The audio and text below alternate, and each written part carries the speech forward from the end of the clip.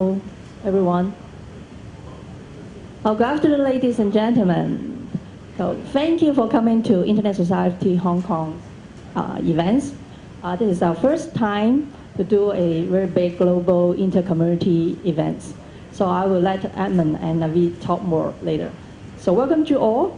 And just one important note. If you are aware that today we will give out 4 prizes. One iPhone 6, which worth over $5,000. One iWatch, around 2,700. And then 2 Pebble time steel, two of them, worth 1,500. So how you can get it?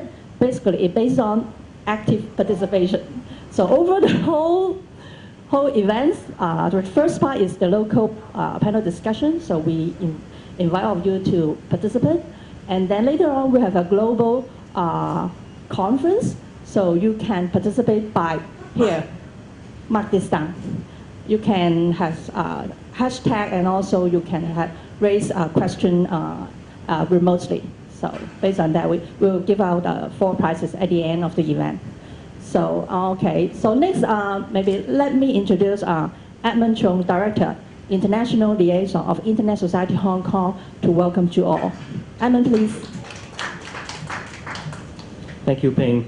And thank you, everyone, for joining us here. I'm sure you know a little bit about ISOC Hong Kong, but anyway, Internet Society is a global organization. We here in Hong Kong, Internet Society Hong Kong is a chapter of the Internet Society. We ourselves is a not-for-profit organization. Our focus is really on users of the Internet. And the vision for Internet Society is about Internet for everyone. And I think with this, with the development of Internet of Things, we can safely say it's about the Internet for everything as well. So today we're kind of gathered here on, as Ping was mentioning, this is quite a breakthrough, if you will, for our events, and this is the first time we are linking together 7 hubs around the world. This afternoon there will be an interactive session with different hubs around the world, so that we can talk about things including security, from internet governance to access and development. And I think one of the things that the underlying theme for the day is really about collaboration. I'm sure you've seen recently in Hong Kong the fiasco or breakdown at our LegCo session. That is lack of collaboration. And I think what is important in this whole global world, especially empowered by the internet today, collaboration is going to be key. And it's not just about security, but also about our policies. And how we define democracy into the future is all going to be about collaboration as well. And Internet itself was built on a collaborative platform, built on a collaborative trust. But how we move it from now into the future, how we make sure that we still have the trust and we still have the collaboration of different people is going to be the question today. So hopefully we can talk about how we look at policies, how we look at security, and how we look at how participation should happen in this collaborative world empowered by the internet. So with that, I'll end here, and hopefully you will have a interesting dialogue for today. And let me end by actually inviting Naveed, which is the project, the manager for Asia Pacific of Internet Society Global. Thank you, Naveed. Thank you, Edmund. Hi and good afternoon, everyone. It's a pleasure to be here at Hong Kong and seeing all those faces joining us today for this inter-community node that we have set up. So I'll actually thank you, the Hong Kong chapter as well, for helping us on being part of this global community. Edmund has told you brief background of what this meeting is.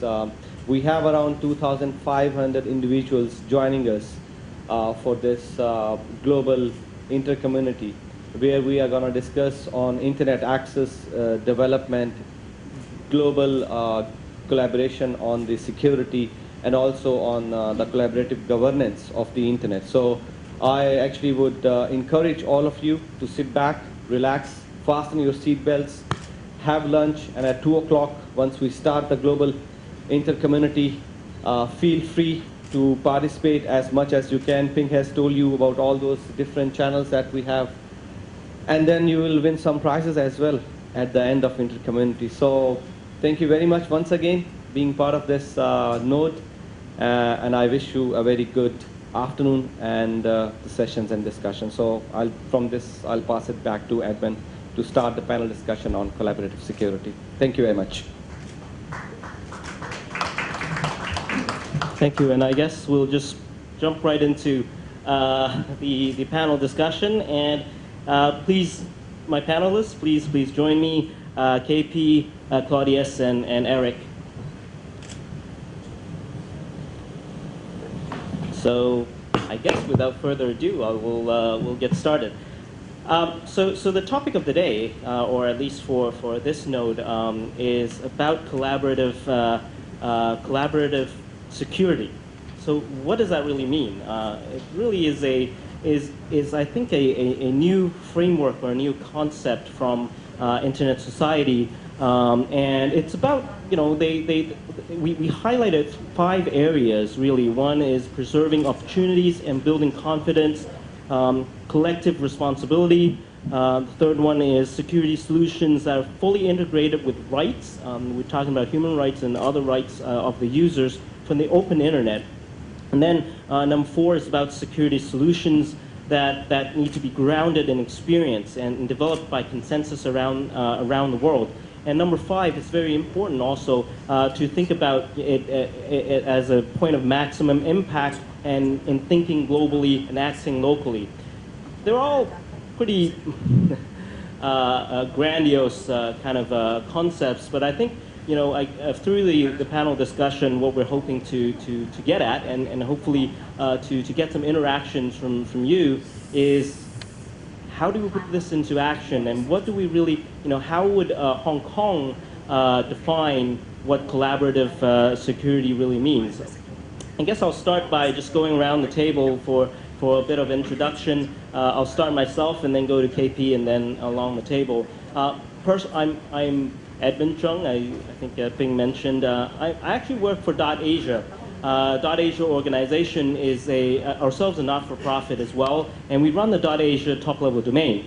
In terms of the essence of .Asia itself, in fact, we were created as a collaboration around the Asia internet community. So collaboration is not not a foreign term for us at all. And in terms of security, one of the things that we've found is that just in thinking about domain names ourselves, is that collaborating between different top-level domains, like for example .cn, .jp, .kr, is actually very important, because what we've seen, I'm sure you've heard of the configure issue, and those type of patterns happen among TLDs. So when a certain TLD, for example .hk, is being attacked, that information, if shared among the other top-level domains, provides a really very powerful tool for other top-level domains to guard against, and also to strengthen the security. And that type of information sharing, I think, is the crux of collaborative security. And in order for that information to be shared, I think a common platform and a common kind of protocol to actually receive that data and act on that data is at the crux of the collaborative security as well. And that's kind of how we see it at .Asia. And we're actually expanding that collaboration among the Asian top-level domains, as well as the global top-level domains. And I think that's kind of the first impression that I have of the term, and I really think that's a very important part of it. So with that, I'll pass to KP. I guess just a quick introduction and how you see what collaborative security means to you. Thank you very much, Evan. I'm KP Chow from the University of Hong Kong. Okay, I'm actually with the Center for Information Security and Cryptography. My research interest is in computer forensics, cybersecurity, and privacy. So when I first received the invitation, okay, they asked me about collaborative security. Okay, this is the first time I hear about it. All right, but in terms of collaboration, okay, in my own area, okay, in forensics, we have been talking about collaboration for many years. Okay, as we all know, okay, forensic for like cybercrime investigation. Okay, the officers from different law enforcement agencies all over the world has been talking about collaborations. I've been attending conference on the computer forensics or network forensics for many years. Every year they talk about collaborations. As again, it never go very far away. Okay, I do hope that the kind of collaborative security, okay, initiate here will be moving faster. Okay. I guess one of the hindrance about the collaboration in forensic is probably due to a jurisdiction. Okay, there's a lot of legal issues with respect to like forensic and cybercrime fighting, while the in terms of security, it probably less. I would say hope that it's much easier. Similarly, in terms of the privacy, okay, privacy protection, okay, again, okay.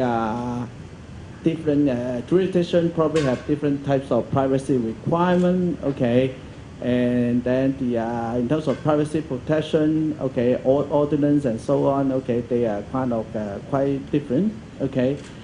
So in terms of like, I would hope that the collaborative security initiated by Internet Society, okay, will be, I would say, doing some real work. Okay, not just at the level of discussion, which I've been seeing this in the forensics and the privacy for many years. Okay, I guess I should leave something for the others to talk about. Thank you very much. And I'll go straight to... Hi, ladies and gentlemen. I'm Cody as chairman of the Cloud Security Alliance Hong Kong and Macau chapter. Cloud Security Alliance, I mean CSA, I mean similar to ISOC, I mean we are a non-profit organization starting, I mean from the United States, but I mean one thing is that we are much younger. We only have less than 10 years history because I mean CAL, this term, I mean come in, I mean less than 10 years. So, okay, collaborative security, I mean for us,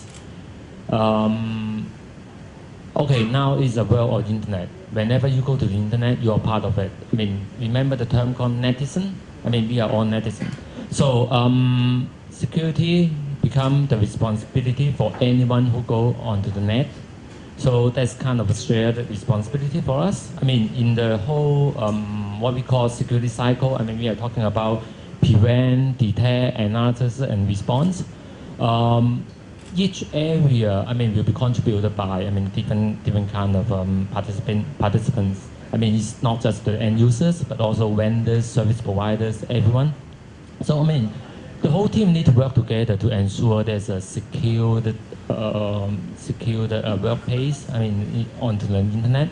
So, I mean, that's what I first look at. I mean, same as SK, I mean, when I got the invitation, that's the first time I heard of the term collaborative security. But I mean, from us, I mean, it's always a shared responsibility. So, yeah. Good afternoon. My name is Eric from PISA, a Professional Information Security Association. We are just a Hong Kong association founded by a group of security experts, which our founding chairman was in the Hong Kong circle, most likely responsible for security infrastructure among the industry. Well, for the collaborative security to us, it is, I think it's a new term, just like back to the old days when we have a new term, cloud. We have been very interested what exactly is a cloud because simple, it is just plugged into the internet. So collaborative security to us is most likely is about sharing the knowledge, sharing the information, sharing the intelligence, something like that. But sharing itself is it can be very abstract. I mean, how you trust the guy who tell you what exactly he tell you, how you can test the information, how you can verify the integrity, something like that. So from my point of view, I think the collaborative security, the most important part is trust, how we trust each other. But internet itself, it is very hard to say about the trust. You don't know what exactly who is talking to you. You don't know who sent the piece of information to you, right? So I think it is quite a long journey to work on the trust platform. It's not about the technology. It is about how we come along with the trust people, a group of trust people. We work together. We share the true information to others. Go back to my job. I work in a local hosting company called Udemy. Just like Amazon or Microsoft Azure, we provide the cloud resources to general Hong Kong SME. We've been going through a few challenges. Like last year, we're under the Portfolio's DDoS attack. We was the service provider on the first stage. We have a great challenge because when we under attack, we don't know who we can talk to. We won't call the Hong Kong police, right? Because they actually can't help us. So the first thing in my mind is talking to Hong Kong CERT, probably like that. But then I feel like the whole internet is, for that point of view, is just very intransparent. I know where the attack is, but I can't find the right person from the other ISP to ask, hey, can you stop the attack? In reality, if some guys punch me, I can just call the police and stop him, right? But on the cyber internet, we can't do this. So I really hope every one of us, not only the security experts, but also the layman, can throw your idea how we can build a trust platform, how we can accumulate the information to share to the others. So that's my point of view. Thank you. So trust, shared responsibility, I guess academic conference sharing idea, sharing of data and knowledge that I mentioned. These are, really from I think really is the pillar of what we're talking about. So I'm hoping that we could get more feedback from you guys as well. I think that's the idea for the session. So I'll open up the floor quickly. But I'll start with one question, so please think about what if you have a comment or questions, please think about it. I'll start with a question around the, for the panel and then go directly to the floor if we have questions. So, cloud, it seems like, everyone is both a trendy name or even downtrend now, but so in the environment of cloud, how do we build trust? How do we build a collaborative security? How important is it now? Because in the cloud, really for every corporation, it really means that it's not just your own systems. Just by hardening your own systems is not enough. That's, I think, the dilemma that we're faced with today, especially with the cloud environment. So how do we build a sense of trust, a sense of security, or for users and for corporations in the cloud environment? So I guess I'll go to the Cloud Alliance first, and then maybe Eric, and then. Okay, as you mentioned, Cloud Security Alliance, working towards this goal as well. The first one we think of is certification, regulatory requirements, something like that. So, okay, at the moment, for anyone, go to cloud, for end user or organization, they normally go through some ISP, just like Udemy of Eric. So, for that, in that area, we can clearly define whose responsibility will be on. For example, ISP, their main responsibility will be on the facilities, will be on the physical security, infrastructure, this kind of thing. But then for the end users, their responsibility will be more on the operating systems, antivirus, their own applications, or even their storage encryption, this kind of thing. So the responsibility is quite, to me, I would say is quite clearly defined. But one thing is that we need to have some sort of certification or regulations to make sure that people adhere to such kind of requirement. As we mentioned, as if we look around, for all the instances, about security thing, I would say 80% of them is still the human factor. Human is the weakest link, in terms of all cloud security. So how to make sure the staff, the employee, the outside party, whoever who follow the rules is the key to make sure that, the rules will not be abused. So, that's the most important part for us. So, and I don't know from ISP point of view, is there any other suggestion you have? First of all, I'm very agree with Claudia said as 80% problem is actually caused by human. As a service provider, how we, even though how many effort I put on hardening my infrastructure or server, it is not enough because our end customer like to put some buggy script to the server, just like open the back door in the server anytime. So, wherever I harden, the next moment I already see there's another kind of intrusion actually. So how we can harden the server is actually cannot cover all the problem right now. But apart of that, I think transparency is another key point I want to arise that because as end user perspective, how you pick the service provider. What I can tell you that every day the law enforcement come to us to ask us provide the information of who own the website, who own the domain name, something like that.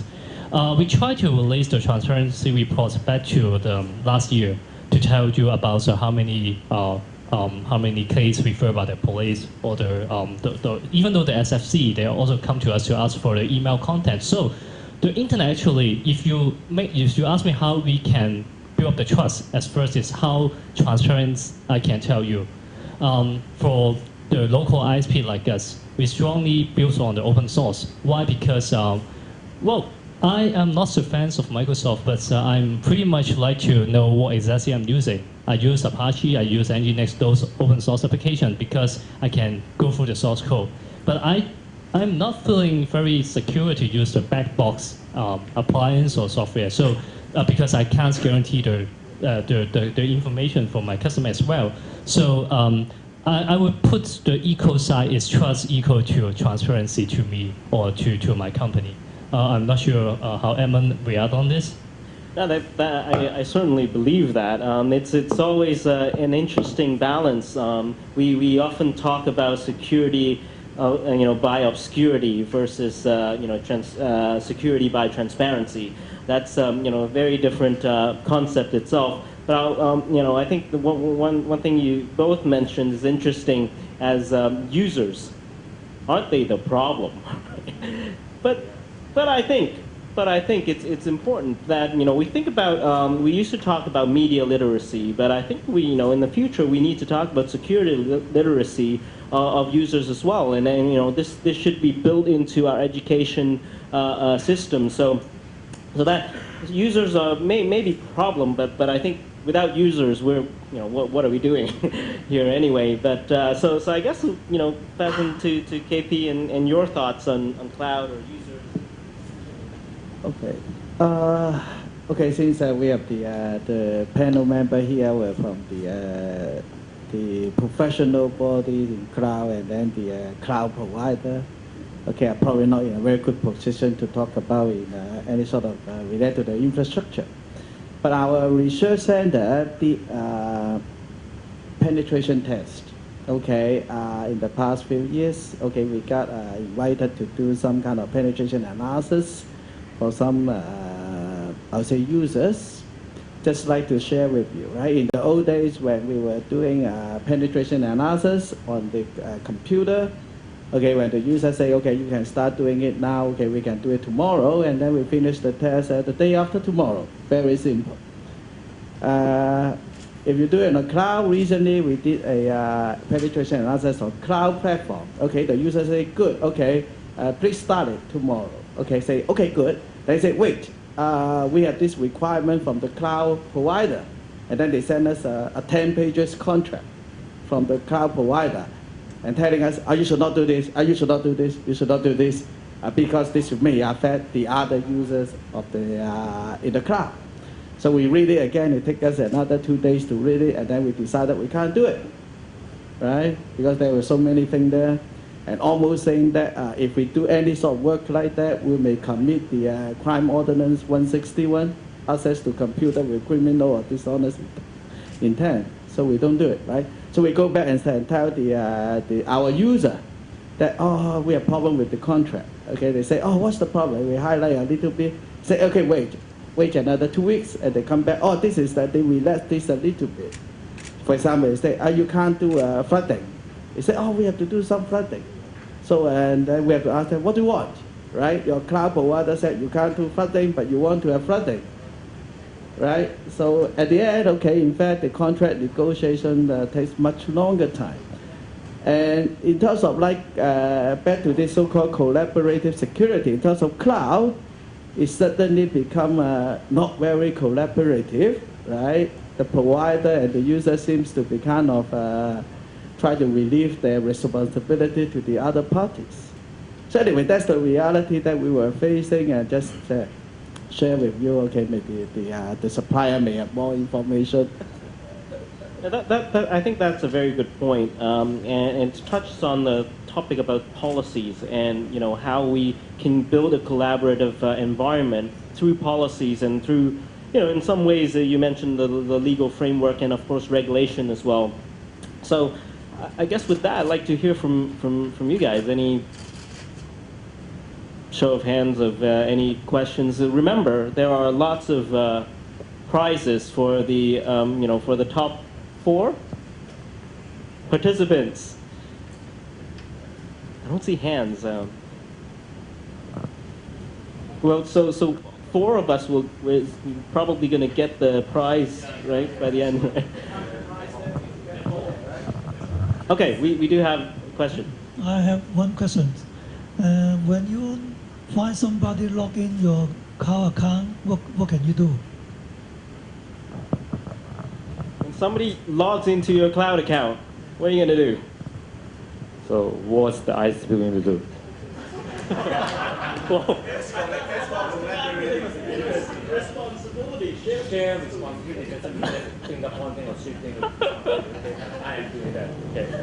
Well, first of all, I would say as purely on the cloud provider point of view, whoever actually gain the access to access my system, it is really not my responsibility, because protecting the password actually is not only the responsibility of the cloud provider.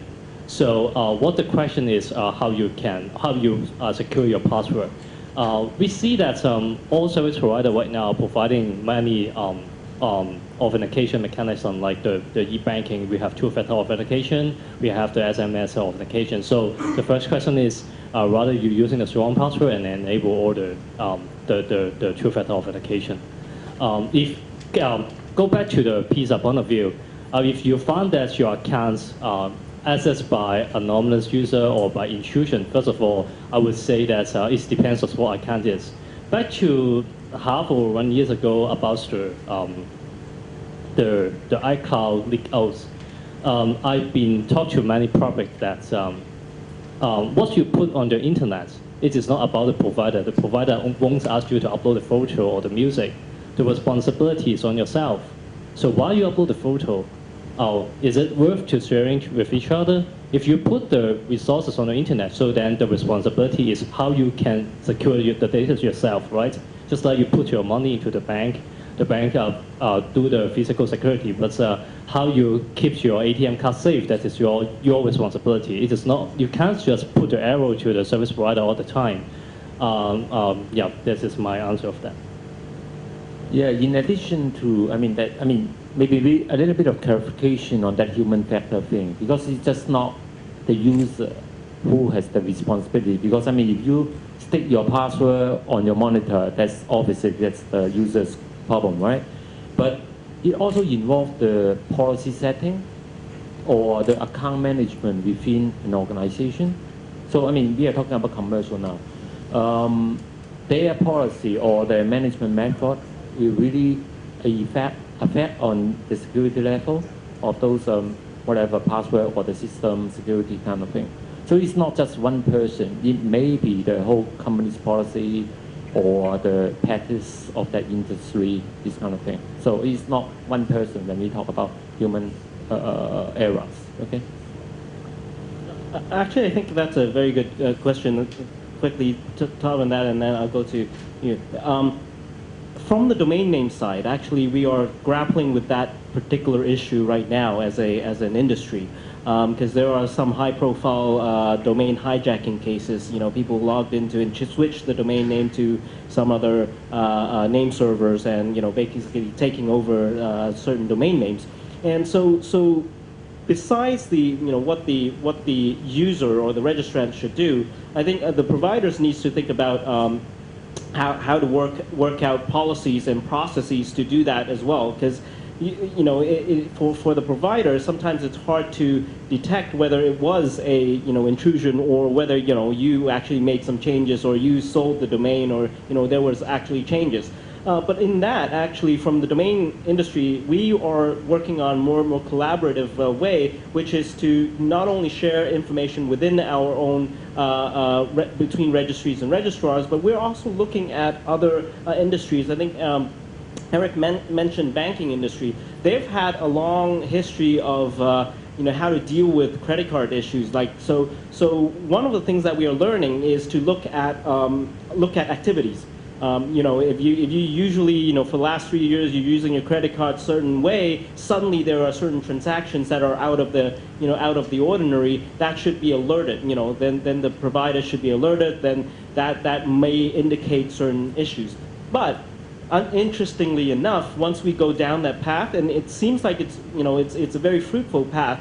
Once we go down that path, we hit another issue. The issue of surveillance, the issue of rights, the issue of privacy. How much data are we going to keep? How much data, should we keep? And how definitive should those pattern matching and balance should be? And that kind of brings us back to the theme of today, I guess, is how do we collaboratively decide on the balances there? So the user obviously have the responsibility. The providers have the responsibility to look at it. But once we touch on the rights as well, it's a different type of balance that we may need to think about, because we can try to make it super secure, but we would be on the internet, every activity can be monitored and can be logged. Should we do that? Once we keep the data, how do we, what's the collection, what's the activity data collection policy, how do we dispose of that data? Those are all interesting downstream things that we need to think about as well. Do you want to add to that, or do you want me to go to the other? Okay, very minor point. Change your password. So there's a question here and over there. Oh, Yeah. there first. So sorry about it, because he already has mic. Look, we'll go to you, and then. Well, okay. Well, first of all, I know there are so many organizations and associations about regarding this website security and internet security as well. And I think each of them just only responsible for the sector they just concern. What I thinking is, if we just consider about the security matters, how could all this kind of the different organization and the association can collaborate together and join together to make a standard, so that everybody can contribute themselves and their expertise for the good of the world, I think. So, what do you think? How could we achieve this this mission if we can start it from Hong Kong now? That's a very good question. And in fact, just as a background, Internet Society globally, and also Internet Society different chapters, there is a set of global Internet standards, and they're developed by what is called the Internet Engineering Task Force. And the IETF, the Internet Engineering Task Force, is actually fully open for anybody to participate, and it's supported by Internet Society International. And so that might be the forum where we can come together and actually create these type of standards. But also, I think. Yeah, I mean, even in Hong Kong, I believe the government has been doing something. I mean, they're creating some working groups on cloud security, and I mean, CSA and PISA, and I think ISO is all on them. Whether we will be able to, create some sort of standard is, we need to wait and see. But at least we are working towards this goal. So we are doing something. But Hong Kong government. You never know when it happens. My sharing actually is that there are many security issues right now. Back to the physical security, back to the cloud security, even though the smart card security. Especially the IoT era is coming. Other things can be collected to the internet. So the security topic is very broad. Basically, myself is from the infrastructure and web security, obviously, but I can't be the expert like the smart card things. Go back to half years ago, the immigration talk about smart card security. I'm actually have no idea what exactly they're talking about because that is the electronic engineer expert. They're science, they're another technology. So I think basically we lead the people with passion at first. We need to be know each other. People like scholars, like me, our association have a lot of course member to each other. We from different experts, we from different industry, but at first we need to unite together to share about the pain point of us, and then we can come up with a solution. Because I won't understand how the smart card service provider think about design the security. But right now the system is put on the cloud, so my security concern will be part of their concern. So we need to exchange idea. But without stepping forward, we can't understand each other. But back to the very I would say pathetic feeling is I don't really think Hong Kong people is willing to share to each other compared to the people in Taiwan or even though the people in Chinese. We just simply sit in our own room to say I will already doing many things, but I won't tell you what exactly I'm doing. So that back to my previous point is about the transparency. I would be very happy to share what exactly you've been doing and how we secure the infrastructure, but I believe other competitors are not doing that. But service provider like in Taiwan or Chinese, they probably won't tell me everything because they are not open source. But at least they will be willing to share the technology, but how they apply is another secret might be. So if I answer the gentleman's question is sharing passion, it is the basic components. Before we talk about the standard, dealing with the government is another experience. I already in the so-called our working group of the cloud security, but we still need a long time to deal with different policy and different segment, the banking. So this is not about the technology. I would answer like that.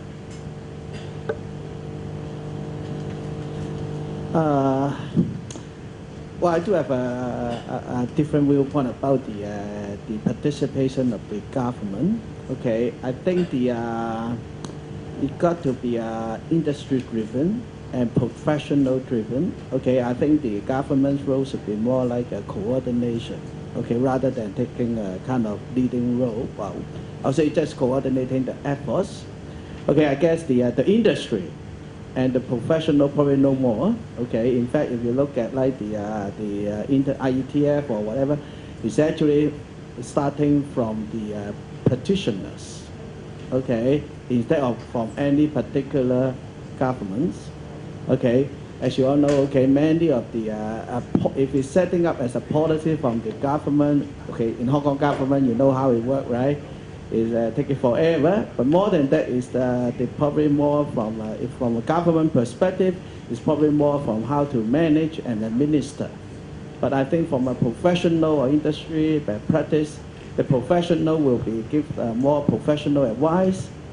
From the industry or the stakeholder, okay, even it may be from their own interest, but as what we all know, okay, everybody have their own interest. At the end, we'll probably come up with a better society.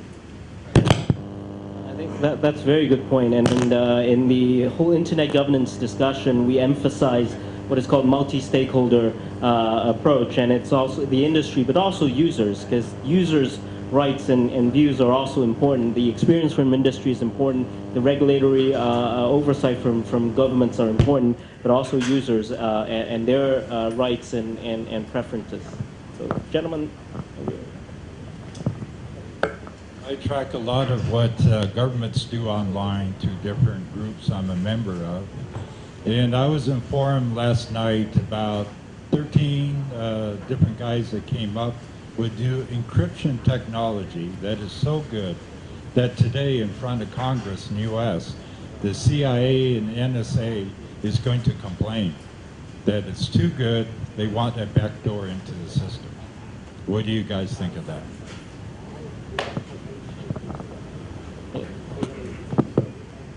Security that's too good. How can that be?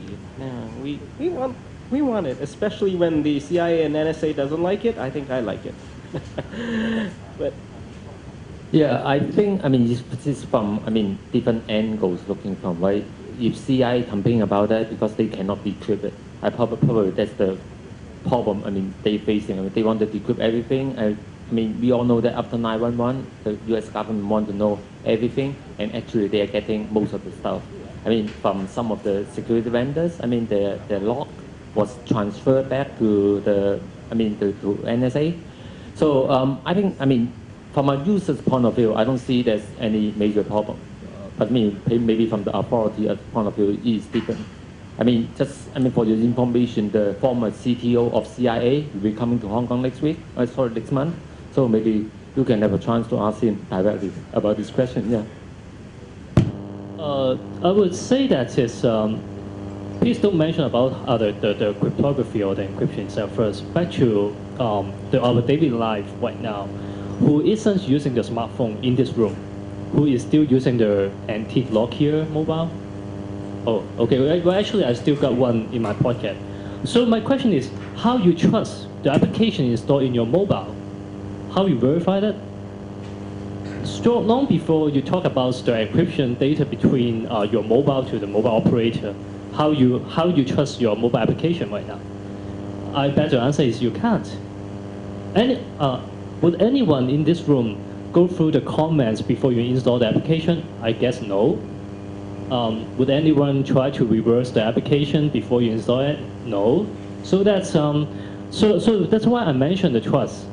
So why I prefer open source, because at least I got a chance to deal with the source code, except those parts I can't really understand how it works.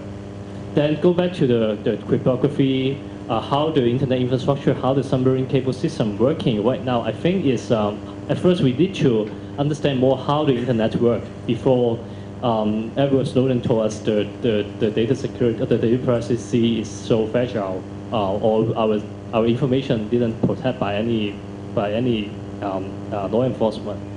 Well, I strongly recommend you guys to see a movie called the Seventh Citizen, Fourth Citizen, the Fourth Citizen. Yeah, right. It's a documentary about Edward Snowden. I saw it a few months ago, and I believe that you guys will love it. You will be having more idea on how this guy come to Hong Kong, how words we actually in. So it's not about the technology. I emphasize it's not about how the OS did they transmit any information, how our iPhone working. Not about this. But go back to this. Why we need to share the information? Who is responsible to the information? That's my personal point of view.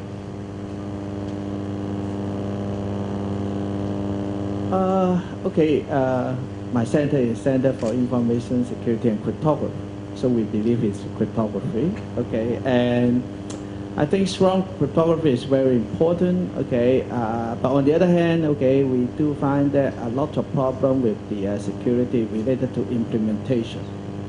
So that means even you have a wonderful, unbreakable encryption algorithm, okay, doesn't mean that you are using an application that implements the algorithm cannot be broken, okay? So what the NSA or the CIA tell you in public, okay, may not really reveal what they have their technology already, okay? So that's all I can say.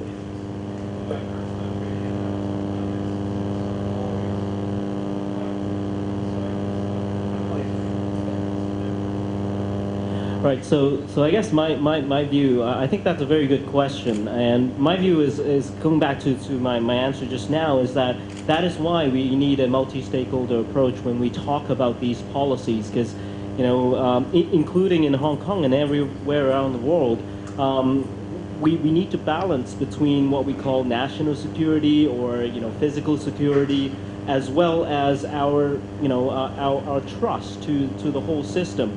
I call it, personally, I call it the sense of security of a user. The sense of security needs to be built on both the, you know, the technical security as well as as well as the trust in the system and my privacy. I need to trust the system and I need to feel a kind of security in it. So that's a balance that is dynamic as well.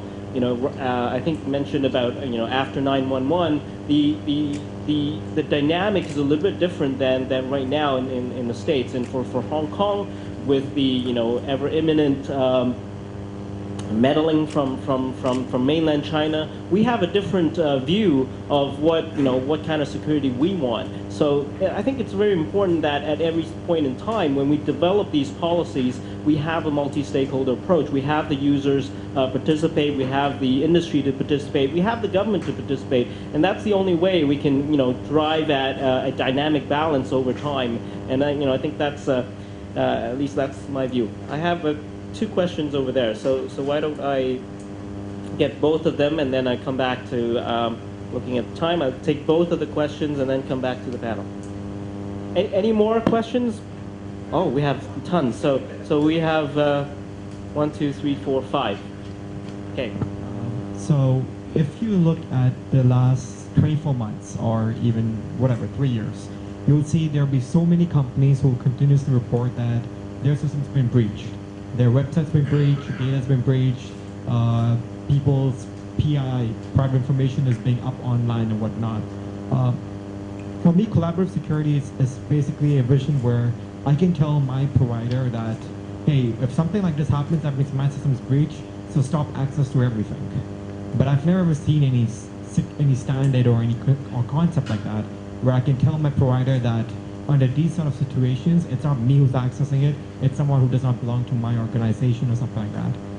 Is that something which is, because from an ISP perspective, you can see the same URLs or same IP addresses accessing different websites of the same company. So like, I can contact, Azure can be hosted my application and someone else's application. If both of us are under attack by the same guy, Azure can say that, hey, I don't trust this guy. This cannot be a legitimate user. It could be someone else who's trying to get as much data out of my application and their application. So should this be something, or is that something which is worth implementing or considering as so? Thanks. Mechanisms for users to alert the providers. I'll keep going. I think a lot of people want the free phone. So do I. So I don't have a question, but I have a little bit of a story about something that I've done. I've lived in Beijing for almost 20 years, and about 12, 13 years ago, maybe 15 years ago, there was a situation where there was a global open source, one of the largest global open source malware organizations was trying to seek partnerships in China to try to close down some of the bulletproof server ISPs, some of the malware locations, some of the spam houses that were located there. I was their rep in China for many years, and we were having a lot of problems trying to figure out how to work with system administrators in China, both at the ISP level, company level, etc. And ultimately what we did was we worked with the ISC, the Internet Society of China, which back then was part of MIT, and now it's kind of quasi part of MIIT.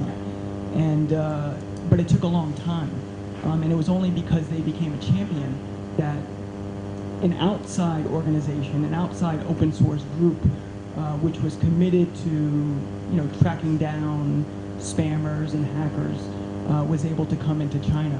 And we still see those type of situations not only in China but in Hong Kong and elsewhere around the world, that there needs to be champions. And so coming back to the theme of today and looking at how to set up these type of collaborative security protocols or organizations, it would be great to see, and I know that ISOC here in Hong Kong has done a lot, but to see them as a champion for some of these second-tier organizations that work directly between admins around the world. Working with sysadmins and finding champions outside organizations. Just a quick question for. Okay. I'm just wondering for cloud computing, because from a Chinese mentality, how would mostly for companies to put their own data to the cloud? Problem with putting your own data to the cloud, the worries. Hello. Today we are talking about collaborative security, and back to collaboration. I'm sure that different stakeholders in Hong Kong, like ISP, content provider, software programmer, they do exercise their due diligence in securing the cyberspace. However, we need some indicator on how well we are doing. My question is, how can we measure the effectiveness or the success of implementing those security solutions?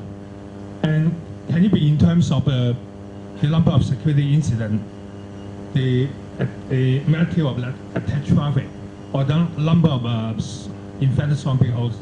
And within the internet technical community, who is responsible for providing such data on an ongoing basis? Thank you. Very good question. Indicators and measures, how we measure how well the security solutions. Is there a question over? Yep, right here. Gentleman here, and then. Well, I think I have a question for Dr. Chow because it's concerning forensic. 1 year ago, I had a very dreadful experience. One hacker intruded into my Hong Kong and Shanghai banking e-banking account and used my name and bank account, approached one of the female staff in Hong Kong and Shanghai Bank and asked her to borrow money. So afterwards, the Hong Kong Shanghai Bank staff and asked me to go to their branch office and clarify the whole situation. And so ultimately, very regret that half a century of my full records with the Hong Kong Shanghai Banking Corporation need to be abolished and to re-establish a new system, signature, bank pass, etc., etc. So honestly, I did remember I just start my e-banking account just for once with my password, and also there is a one monitoring small tool to double safeguard the bank account. So just I did it once, but it's very wonderful. How could the hacker intrude my account? I never know what happened actually. I seldom use that because I don't believe in that, and very traditional. I always go to the bank and receive their e-statement sometimes, and then their paper statement every month. So the hacker is really wonderful. I don't know by what means he can intrude my account. So this is a good question for Dr. Chow. Magical hackers and identity theft, I think, is the key question here. My question is about getting back to the collaborative security measures. We're talking about having government involved with developing a new plan, a new policy, but considering the rate of change of the internet and the security issues that come up ever so quickly, how much can we afford to wait for a government's decision about policy? Or considering that we are citizens of the internet, how much responsibility can we take ourselves and just move forward globally with some sort of international policy?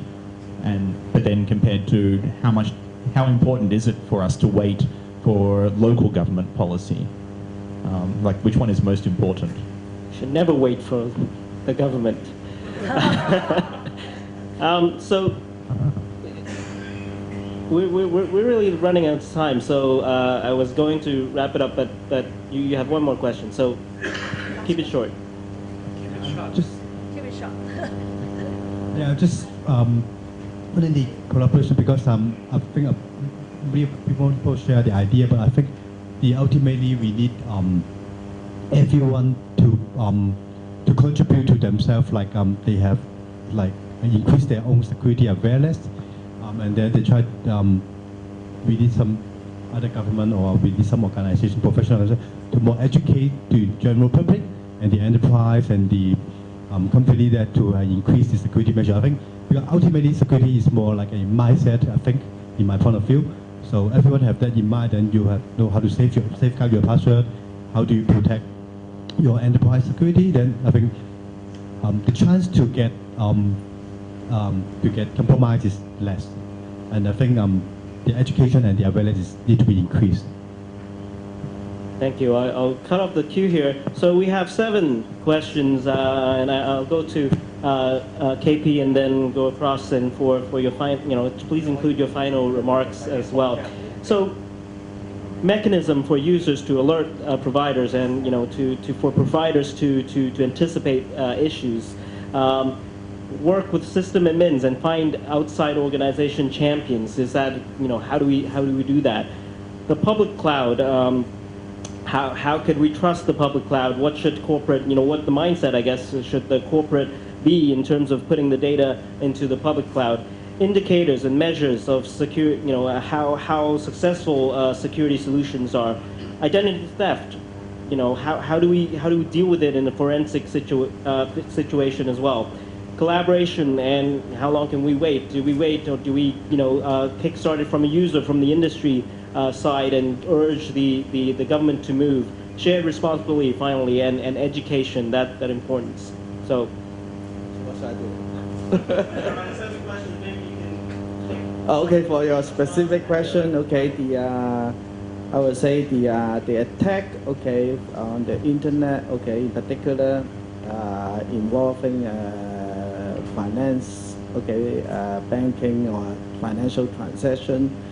Okay, in fact, our study already indicate recently the cybercrime is targeting more involving money.